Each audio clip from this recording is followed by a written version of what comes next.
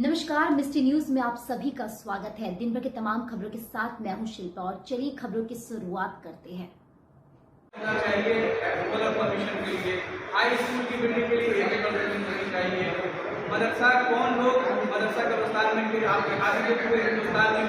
सचिव रजी मलिक साहब है, हमारे जॉइंट सेक्रेटरी सैयद कलीम साहब है, हमारे ट्रेजरर करीम साहब है, हमारे सदस्य मोहम्मद अलीम साहब और जमाल साहब है। प्रेस कॉन्फ्रेंस करने का मकसद ये है आपके द्वारा ज़िला प्रशासन और शहर वासियों को सही जानकारी साक्षी कब्रिस्तान में जो निर्माण हो रहा है उसको लेकर हम रखना चाह रहे हैं, क्योंकि कुछ असामाजिक तत्व के लोग social media, print electronic media के ज़रिए ज़िला प्रशासन को भी दिग्भ्रमित कर रहे हैं और आप लोगों को भी मिसगाइड कर रहे हैं। पहली बात मैं बता दूं कि साक्षी कब्रिस्तान 3.07 एकड़ कब्रिस्तान है रिकॉर्डेड।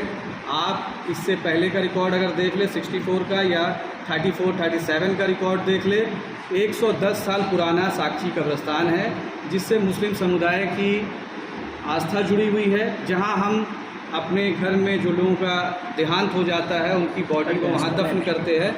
एक संवेदनशील स्थल है साक्षी कब्रिस्तान, शहर का सबसे पुराना कब्रिस्तान है, जिसके सारे रिकॉर्डेड है, सारे पेपर्स हैं। मैं आपको एक के बाद एक दिखाता जाऊंगा।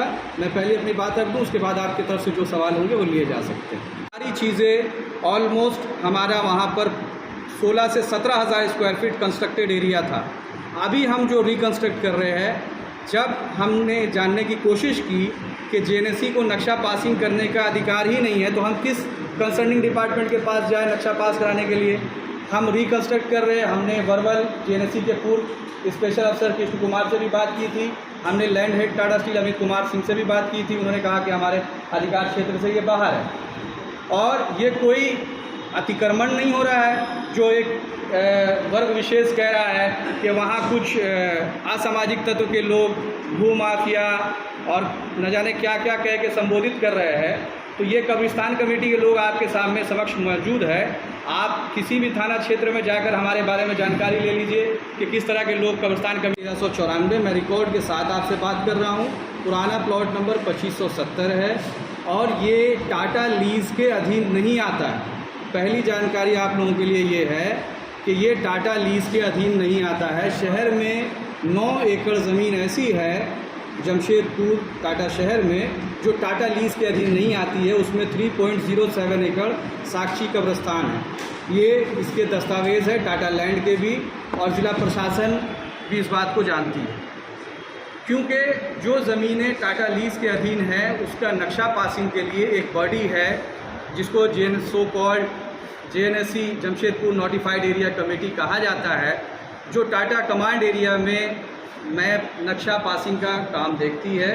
तो हम लीगली ये जानते हैं कि टाटा लैंड को मॉनिटरिंग करने के लिए जेएनएससी को फॉर्म किया गया है, बट हम टाटा लीज़ के अधीन आते ही है नहीं है, क्योंकि ये सवाल उठाया जा रहा है कि बिना नक्शा पासिंग के लोग बना रहे, क्या बना रहे।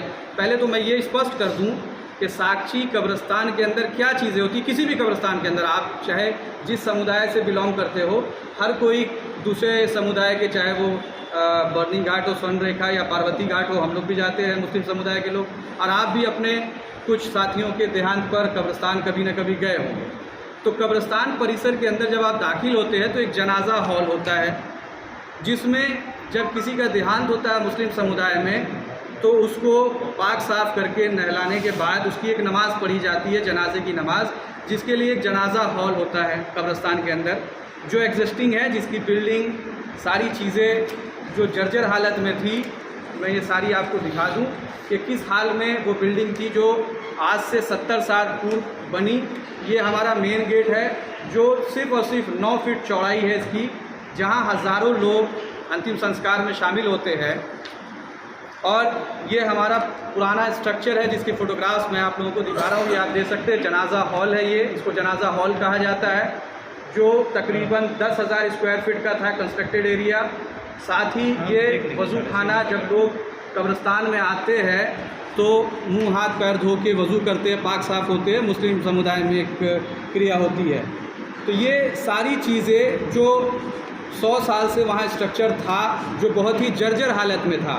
जनाजा हॉल, वजू खाना, स्टाफ क्वार्टर्स, स्टोर रूम। सेवक पूजा भंडार जमशेदपुर में पिछले 95 वर्षों से आपकी सेवा में। हमारे यहाँ सभी प्रकार के पूजा सामग्री उपलब्ध है। यहाँ आपको आयुर्वेदिक सभी विश्वसनीय कंपनियों की दवाएं आसानी से उपलब्ध होंगे। साथ ही मेवा मसाला, विभिन्न तरह की जड़ी बूटियां, रंगोली सामग्री और पित्तल के बर्तन उचित दामों में मिलेंगे।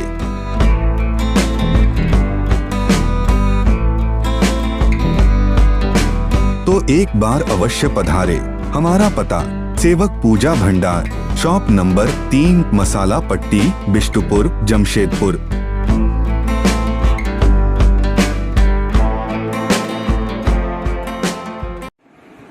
ফিরে আসছি একটা ছোট্ট বিরতি পর। সঙ্গে থাকুন, পাশে থাকুন, মিষ্টি নিউজ বিহার ঝাড়খণ্ড।